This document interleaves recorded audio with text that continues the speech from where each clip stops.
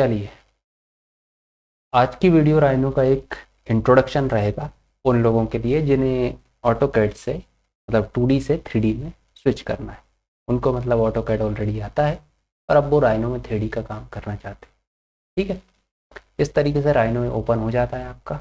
ये आपकी recent file है, अभी तो आपने शायद काम शुरू किया नहीं है तो रिसेंट पर आप कुछ नहीं देखेंगे। ठीक, न्यू है। यहाँ पर आप टेम्पलेट सेलेक्ट करेंगे कि भाई आपको फिट में काम करना है, मीटर्स में, मिलीमीटर्स में, जिस भी यूनिट में काम। हम जनरली फिट में काम करते हैं तो आप फिट पर क्लिक करेंगे और ये राइनो आपका इस तरीके से ओपन हो जाएगा। ठीक है, आपको वैसे 4 व्यू पोर्ट नज़र आएंगे, बट हम थोड़ा शुरुआत कर रहे हैं तो मैं एक काम करता हूँ, टॉप व्यू पर डबल क्लिक करता हूँ ताकि आपका ये वाला जो व्यू पोर्ट है वो एक्टिव हो जाए। ठीक, कुछ इस तरीके। जैसे हम ऑटोकैड में काम करते हैं, कुछ भी चीज़ हमें बनानी होती है तो हम क्या करते हैं, उसकी कमांड टाइप करते हैं। सेम आपका राइनो में रहेगा, आपने कमांड टाइप करना है LINE। राइनो दिखाने लगेगा लाइन कमांड, एंटर कर देंगे, फर्स्ट क्लिक करेंगे, सेकंड क्लिक करेंगे और आपकी लाइन बन जाएगी। सर्कल बनाना है आपको तो आप CIR प्रेस करेंगे या CI करेंगे और एंटर करेंगे, फर्स्ट पॉइंट, सेकंड। सेम आपका रेक्टेंगल बनाना हो, आपने रेक्टेंगल की कमांड दी, एंटर किया, फर्स्ट पॉइंट, सेकंड। ठीक है, आपको ऑफसेट करना है, आपको ऑब्जेक्ट को सेलेक्ट कर लीजिए पहले या फिर आप बाद में भी कर सकते हैं। ऑफसेट कमांड दी, स्पेस बार दबाया और आपको अंदर या बाहर जहाँ भी आपको ऑफसेट करना है आपने ऑफसेट कर लिया। ठीक है, दोबारा से अगर आप ऑफसेट करेंगे तो आप पहले ऑब्जेक्ट को सेलेक्ट करेंगे और आपको इसको फ्रीली ऑफसेट करना है तो ये थ्रू पॉइंट के लिए टी के नीचे आप देखेंगे अंडरस्कोर है, तो मैं टी प्रेस करके एंटर करूँगा तो ये आपको फ्रीली इस तरीके से ऑफसेट होने लगेगा जैसे हमारा ऑटोकैड में होता है। ठीक है, इसी ऑब्जेक्ट को आपको मिरर करना है तो आपने इसको सेलेक्ट किया, MI प्रेस किया, मिरर कमांड आ गई, स्पेस बार दबाया, यहाँ पर क्लिक किया और शिफ्ट दबा के आपने यहाँ क्लिक कर दिया तो ये आपकी इस तरीके से मिरर हो गई। ठीक है, आपको कुछ चीज़ ट्रिम करनी है, सपोज कीजिए मान लो आपको इस लाइन का सहारा लेके यहाँ से ट्रिम करना है तो आपने इसको खींच के यहाँ रखा, ट्रिम कमांड दी और आपने इसको क्लिक करके ड्रैग कर दिया तो ऊपर का पार्ट आपका क्या हो गया, ट्रिम हो गया। कहने का मतलब ये है कि जैसे आपकी कैड की कमांड होती है उसी तरीके से सेम आपका राइनो काम करता है। ट्रिम, ऑफसेट, रेक्टेंगल टूल हो गया। अगर आप रोटेट करना चाहें तो आप सेलेक्ट करेंगे, रोटेट की कमांड देंगे और इसके बाद आप बेस पॉइंट, फिर इसको रोटेट करके यहाँ रखना है, यहाँ रखना है, इस तरीके से भी रखना है। आपको टाइप करके इसको 90 डिग्री करना है तो 90 प्रेस करके एंटर करेंगे तो ये आपका 90 डिग्री रोटेट हो जाएगा, कुछ इस तरीके से, है ना। अगर इसको करके बताऊंगा मैं तो शायद आपको थोड़ा सा आइडिया लगेगा।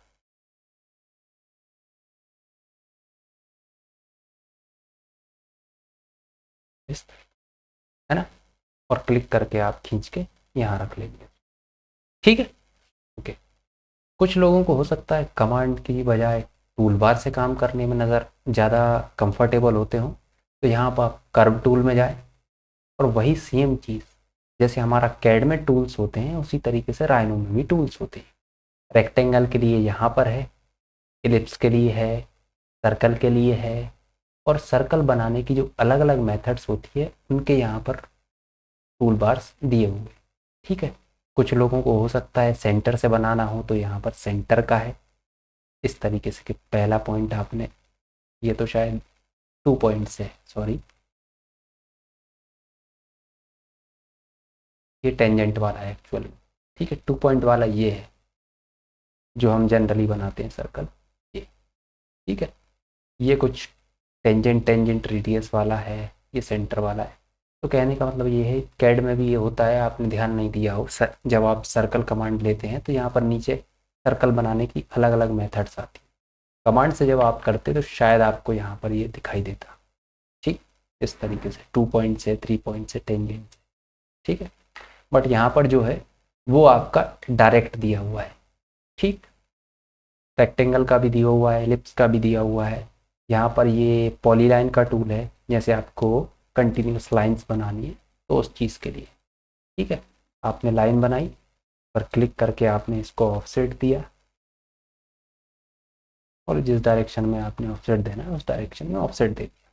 ठीक है, ओके। अब मान लो किसी बंदे को, मान लो इसको मैं डिलीट करता हूँ, ये लाइन जो है इसको ऑफसेट देना है, लेकिन वो ऑफसेट, ये लाइन जो है आपकी कनेक्टेड रहे, तो कमांड तो आपकी ऑफसेट ही रहेगी, बट इसमें यहाँ आपका जो कैप का ऑप्शन है इस पर क्लिक करेंगे और इसको फ्लैट पर क्लिक कर देंगे और इसको जिस डायरेक्शन में देना है वहाँ क्लिक कर देंगे, तो ये जो लाइन बनेगी ऑफसेट तो हो ही जाएगी, साथ में कैप भी हो जाएगा, मतलब क्लोज हो जाएगी ये लाइन। ठीक है, तो इसके अंदर जो फंक्शंस होते हैं उन पे भी थोड़ा सा एक बार ध्यान रखिए कि हो सकता है कि एक कमांड से अलग अलग और भी पॉसिबिलिटीज़ हो सकती है। ठीक है, जिन पॉसिबिलिटीज़ को हम टाइम के साथ थोड़ा सा डिस्कस कर भी लेंगे और आप भी थोड़ा सा एक्सपेरिमेंट कीजिए, आपको भी आइडिया हो जाए। ठीक है, टूल से बना के देख लिया आपने भाई, रेक्टेंगल बना लिया, लाइन बना ली, इस तरीके। ठीक है, तीसरा तरीका एक और ये है कि आपने यहाँ पर कर्व के अंदर गए और वही जो आपको कमांड मिलती है उनके आपको यहाँ पर इस तरीके से लिस्ट मिल जाएगी। ठीक है, लाइन बनाना है आपको, सिंगल लाइन बनानी, इस पर क्लिक किया और आपने ये लाइन बना, इस तरीके से आप कर्व में गए, सर्कल बनाना है आपको, सर्कल बना, कर्व में रेक्टेंगल बनाना है, इलिप्स बनाना है, हाइपरबोला बनाना है, जो भी। इस बार मैं इलिप्स बना देता हूँ, तो ये इलिप्स बन गया। ठीक है, सर्कल को चपटा करने पर जो चीज़ बनती है वो आपकी इलिप्स होती है। ठीक है, चाहे तो आप यहाँ से भी बना सकते हैं। ओके, कहने का मतलब ये है, चाहे तो टूल बार से बना ले, चाहे तो कमांड से बना ले। ठीक है, ये जो इतना बड़ा जो आपको दिख रहा है ये पूरा कमांड का ही ऑप्शन, और ये जो है वो आपका टूल बार है। ठीक, और ऊपर जो आपको नज़र आ रहा है ये है आपका मेन्यू बार। ठीक है, और ये जो आपको दिख रहा है ये है साइड बार। ठीक है, साइड बार कुछ नहीं है, बस जिस टूल को आप लेंगे उसी जैसे कुछ टूल्स जो आपको, जैसे कर्व बनाना है तो कर्व पर क्लिक करेंगे तो कर्व के आधे फंक्शंस यहाँ खुलेंगे और आधे फंक्शन आपके साइड में खुलेंगे। आपको सरफेस बनाना है तो सरफेस पर क्लिक करेंगे तो सरफेस के आधे टूल यहाँ खुलेंगे और आधे साइड बार में खुलेंगे। क्योंकि क्या रहता है ना, कुछ लोगों को ऊपर काम करने में अच्छा लगता है, कुछ लोगों को साइड से काम करने में अच्छा लगता है, तो राइनो ने क्या किया है, आधे टूल दोनों तरफ बांट दिए हैं ताकि आप दोनों का इस्तेमाल करना सीख जाए। सॉलिड पर काम करना है आपको तो सॉलिड पर क्लिक करेंगे तो सॉलिड बनाने के टूल यहाँ पर आएंगे और सॉलिड के जो डिफरेंस, बूलियन और बाकी जो हमारे ऑपरेशंस होते हैं सॉलिड के, वो आपके यहाँ पर आ जाएंगे। ठीक है, आप इनको खींच के आपको जहाँ रखना हो, यहाँ साइड में रखना हो, नीचे रखना हो, वहाँ पर आप रख सकते हैं। ठीक है ना, ये कस्टमाइजेशन आप अपने हिसाब से कर सकते हैं। बट अभी फ़िलहाल के लिए मैं एक काम करता हूँ, इसको दोबारा से यहाँ रखता हूँ और इसको चाहो तो आप इसके नीचे ही रख सकते हो और ये साइड बार को भी यहाँ खींच के दोबारा से यहाँ रख सकते। ठीक, इस तरीके मुझे क्या होता है ना कि ये जो नीचे ये टूल बार यहाँ दिख रहा है ये थोड़ा सा जगह लेके ज़्यादा जगह लेने लगता है, क्योंकि नीचे मुझे क्या है, इसको यहाँ पर साइड में रखना पसंद है। आप चाहो तो इसके नीचे भी रख सकते हो, बट मैं जनरली क्या करता हूँ, आधा पार्ट कमांड बार को दे देता हूँ, आधा टूल बार को दे देता हूँ, जिसकी वजह से क्या होता है कि मेरे को काम करने के लिए थोड़ी बड़ी स्क्रीन मिल जाती है। ठीक, जो लोग ऑटोकैड पे काम करते होंगे तो आप जब PR प्रेस करेंगे तो ऑटोकैड में आता है प्रॉपर्टीज़ पैनल, आप इसमें PRO प्रेस करेंगे तो प्रॉपर्टीज़ पैनल आएगा। जब आप एंटर करेंगे तो आपके साइड में ये प्रॉपर्टीज़ का पैनल इस तरीके से ओपन हो जाएगा। ठीक है, जैसे आपका ऑटोकैड में होता है। आप ट्राई कीजिएगा, ऑटोकैड में PR प्रेस करके एंटर करेंगे तो प्रॉपर्टीज़ पैनल खुल जाता है। इससे क्या होता है, आपको जिस ऑब्जेक्ट की प्रॉपर्टी चेंज करना है आप उसको चेंज कर सकते हैं। ठीक है, जैसे मुझे इस पर क्लिक करके इसका कलर चेंज करना है तो मैं डिस्प्ले कलर में जाऊँगा तो कुछ ग्रीन कर दूँगा, तो आप देख सकते हैं इसका जो कलर है वो ग्रीन हो चुका है। इन दोनों पर सेलेक्ट करूँगा और इनको मैं कुछ रेड कलर दे दूँगा तो ये रेड हो चुके। कहने का मतलब ये है कि जिस ऑब्जेक्ट की प्रॉपर्टी चेंज करना है उसको सेलेक्ट करके आप उसकी प्रॉपर्टी यहाँ पर चेंज कर सकते हैं। ना सिर्फ आप उसका कलर चेंज कर सकते हैं, उसकी लेयर भी चेंज कर सकते हैं, प्रिंट किस कलर में रहेगा उसका, और बाकी जो भी ऑब्जेक्ट के अलग अलग ऑप्शंस आती हैं प्रॉपर्टीज़, तो उसमें जो भी चेंजेस करने हैं आपको वो आप प्रॉपर्टी पैनल्स में यहाँ पर कर सकते हैं। ठीक है, बाय डिफ़ॉल्ट ये जो आपको सर्कल कलर से दिख रहा है ये आपका प्रॉपर्टी पैनल कहलाता है। ठीक है, इसके अलावा और भी पैनल्स हैं, जैसे लेयर्स का पैनल हो गया हमारा ऑटोकैड में, यहाँ पर शायद लेयर्स ऊपर रहती हैं, यहाँ पर आप क्लिक करते हो और आपकी वो लिस्ट खुल जाती है, और कुछ लोग आपका प्रॉपर्टी पैनल साइड से भी यूज़ करते हैं। ठीक है, तो जैसे हमारा कैड में लेयर में वर्क होता है उसी तरीके से राइनो में भी आपका लेयर्स में वर्क होता है। जैसे आपने इन तीनों ऑब्जेक्ट को सेलेक्ट किया और आपको इनको ग्रीन कलर की लेयर में रखना है, तो राइट क्लिक करके चेंज ऑब्जेक्ट लेयर इस पर क्लिक कर दिया, तो जो ये ग्रीन वाली जो लेयर है आपकी लेयर 4 नाम से, उसमें ये ऑब्जेक्ट आ चुके हैं, जिससे आप इसको अनहाइड या हाइड कर सकते हो। ठीक, और अगर मान लो ये सेलेक्ट हो रहे हैं, इनको सेलेक्ट नहीं करना तो इस पर ताला लगा दीजिए इस लेयर पर। अब ये ऑब्जेक्ट आपके सेलेक्ट नहीं होंगे, ताकि आप इनको सेलेक्ट करके कहीं धोखे से मूव ना कर लो। ठीक है, दोबारा से ताला हटा देंगे तो ये अब ऑब्जेक्ट आपके सेलेक्ट होने लग जाएंगे। ठीक है, जैसे हमारा कैड में होता है, कैड में भी हम लेयर्स को लॉक कर सकते हैं। ठीक है, लेयर्स का कलर चेंज करना है तो यहाँ पर क्लिक करेंगे, और चलिए सपोज कीजिए मुझे पिंक सा कुछ कलर देना है, मैजेंटा, इस पर क्लिक करके ओके करूँगा तो आपका लेयर्स का कलर जो है वो उस तरीके से चेंज हो जाए। ठीक है, जैसे हमारा कैड में वर्क होता है। अब मैं इसको दोबारा स्टैंडर्ड पर ले आता हूँ। ठीक, स्टैंडर्ड में ध्यान देंगे आप कि ऊपर के ये जो कुछ आइकन्स है वो आपके कर्व टूल है, के नीचे जो है वो आपका सरफेस टूल है, उसके नीचे सॉलिड टूल है, फिर सरफेस, फिर एक्सप्लोड, फिर ये आपका ट्रिम, इसके बाद ये स्प्लिट कमांड आ गई। कहने का मतलब ये है कि ये जो है ना, इसमें जितने भी आपके जो टूल बार्स होते हैं उसके अलग अलग टूल्स को यहाँ पर राइनो ने जो ज़्यादा यूज़ होते हैं उस हिसाब से यहाँ पर रखा हुआ है।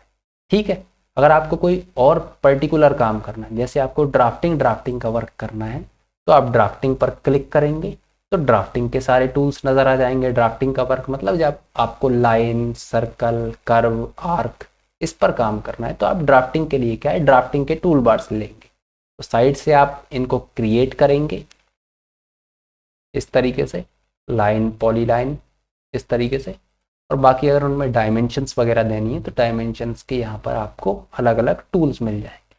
ठीक है, अगर किसी को कमांड याद है तो कमांड को आप DIM प्रेस करेंगे तो डायमेंशंस की अलग अलग जो कमांड्स होती हैं वो आपकी यहाँ पर आ जाएंगी। ठीक है ना, जो भी आपको सुटेबल लगे आप उस हिसाब से कर सकते हैं। अगर आपको ऊपर से काम करने में अच्छा लगता है जैसे लिस्ट से, तो आप लिस्ट से भी कर सकते हैं, क्योंकि कुछ लोगों को हो सकता है लिस्ट याद रहे, तो लिस्ट से भी आप काम कर सकते हैं। ठीक है, देन ये जो सेंटर में है ये आपका व्यू पोर्ट कहलाता है। इसमें आप जैसे ऑटोकैड में मिडिल माउस बटन से पैन करते हैं तो राइनो में राइट माउस बटन से पैन होता है। ठीक, इस तरीके से, है ना, और राइट क्लिक को आप देर तक दबाकर रखेंगे तो जो आपकी ऑटोकैड में लिस्ट खुलती है राइट माउस बटन से, जो मेन्यू खुलती है उसी तरीके से राइनो में भी खुल जाती है। ठीक है, बट आपको थोड़ी देर तक दबाकर रखना पड़ता है। ओके, देन नीचे ये है, ये आपका अलग अलग व्यूज़ में जाने के लिए होता है। अभी हम कैड की बात कर रहे हैं तो अभी फ़िलहाल को हम इसको छोड़ देते हैं। यहाँ पर प्लस पर क्लिक करेंगे तो आपका लेआउट बनाने का आ जाता है। जैसे हमारा ऑटोकैड में हम लेआउट्स बनाते हैं प्रिंट करने के लिए A3 A4 शीट्स पर, उसी तरीके से यहाँ पर राइनो में भी लेआउट बनाने का होता है, जिसको हम क्या है अभी आज की वीडियो में थोड़ा सा स्किप कर देंगे। देन ये जो नीचे आपको दिख रहा है ये, ठीक, ये आपका होता है स्टेटस बार और टॉगल बार। टॉगल मतलब जैसे ऑटोकैड में होता है ना, आपको ग्रिड स्नैप बंद करना है, चालू करना है, ऑर्थो स्नैप करना है। अगर मान लो आपको लाइन बनानी है तो बाय डिफ़ॉल्ट तो क्या है, ये लाइन हर एक एंगल पे बन रही है या आपकी इस तरीके से, बट आपको अगर इसको परफेक्टली 90 डिग्री बनाना है तो आप क्या करते हो, ऑर्थो मोड को ऑन कर लेते हो। इसके बाद जब आप लाइन बनाओगे तो आपकी जो लाइन है वो परफेक्टली स्ट्रेट बनेगी कुछ इस तरीके से, है ना। ठीक, और अगर मान लो आपको ऑर्थो मोड बस थोड़ी देर के लिए ऑन करना है आपको, तो आप शिफ्ट दबाकर जब आप लाइन बनाएंगे ना तो वो ऑलरेडी परपेंडिकुलर ही बनती है, मतलब स्ट्रेट बनती है जैसे 90 डिग्री। ठीक है, शिफ्ट हटा देंगे तो आपकी लाइन क्या है, फ्रीली बनने लगेगी। शिफ्ट दबा देंगे तो वो क्या है 90 डिग्री पे बन जाएगी कुछ इस तरीके से। राइट क्लिक करके मैं इससे बाहर आ जाता हूँ। तो ये मेरा इस तरीके से राइनो का जो वर्क है वो कैड की तरह ही काम करता है। ठीक, इसके अलावा आपको दिख रहा होगा एक्स वाई जेड। ये क्या होता है कि जैसे आपका जो कर्सर है वो इस सेंटर के जितने पास होता है उतनी एक्स और वाई की वैल्यू आपकी कम होती है, और जितना मैं इसको दूर लेता जाऊंगा उतना ज़्यादा वो एक्स और वाई की वैल्यू क्या है इंक्रीज होती चली जाएगी। ठीक है, ये बस ये बताता है कि आपका जो कर्सर है वो अभी सेंटर से कितनी दूरी पर है, एक्स डायरेक्शन में और वाई डायरेक्शन। ठीक, ओके। और जेड डायरेक्शन की अभी हम बात नहीं करेंगे क्योंकि हम 2D में बात कर रहे हैं। ये आपके अलग अलग टॉगल्स हैं। ग्रिड स्नैप का टॉगल है। ग्रिड स्नैप शायद आप में से कुछ लोगों ने यूज़ किया हो। तो ये आप इस तरीके से बनाते हो लाइन, तो ये आपका जो कर्सर है वो इस तरीके से इसके अलग अलग पॉइंट्स पर स्नैप कर रहा है इस ग्रिड के, जो आपका ये ग्राफ दिख रहा है ना, इस तरीके से।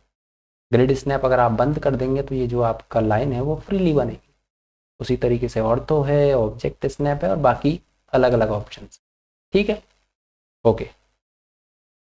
यहाँ जो है इसके साइड में आपको स्टेटस बार दिख रहा है कि भाई आपका रैम कितनी यूज़ हो रही है, आपका सिस्टम के रिसोर्सेज कितने यूज़ हो रहा है, वो सारी जानकारी आपको यहाँ पर मिल जाती है। ठीक है, पैनल्स में आपने लेयर्स पैनल देख लिया, प्रॉपर्टीज़ पैनल देख लिया। ठीक है, ये दो पैनल्स के अलावा और भी बहुत सारे पैनल्स होते हैं अलग अलग काम करने के लिए। जैसे ये आपका फोल्डर आइकन है, इसका मतलब ये है कि आपका कंप्यूटर में जो भी फोल्डर्स हैं उनको आप यहाँ से डायरेक्टली देख सकते हो बजाय कि राइनो को मिनिमाइज करके देखने के। और अगर आपको कोई इमेज वगैरह लानी है, जैसे आपकी मान लो कोई इमेज सेव है, सपोज कीजिए डेस्कटॉप पे मेरी एक इमेज सेव है,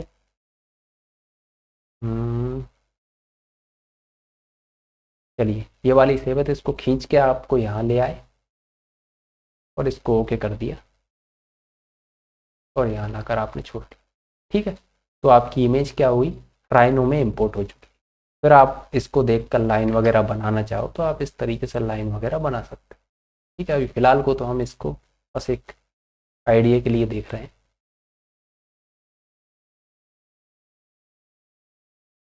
ये ठीक है, और आप इसको इमेज को थोड़ा साइड में रखें।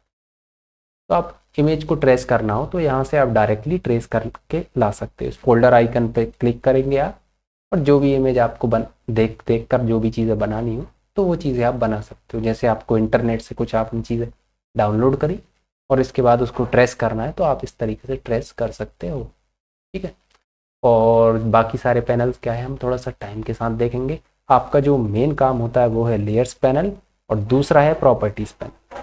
तो इस प्रॉपर्टी पैनल को मैं खींच के बाहर ले जाऊंगा और इसको क्लिक करके नीचे ड्रैग कर दूंगा।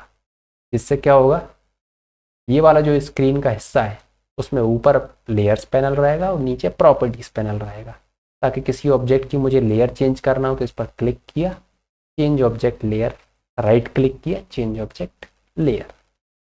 ठीक है, और इसमें मान लो मुझे इसका प्रॉपर्टी में कुछ और चेंज करना हुआ तो यहाँ से मैं कर सकता हूँ। ठीक है, ओके। चलिए, आई थिंक ये इंट्रोडक्शन आपको समझ में आ गया होगा। बाकी तो कुछ राइनो में सच कोई मिस्ट्री नहीं है।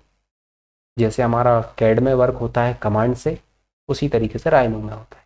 ठीक, मैं इससे बाहर आ जाता हूँ। अब राइनो में 4 व्यू पोर्ट दिए हुए हैं, कैड में हमारा सिर्फ एक ही व्यू पोर्ट रहता है।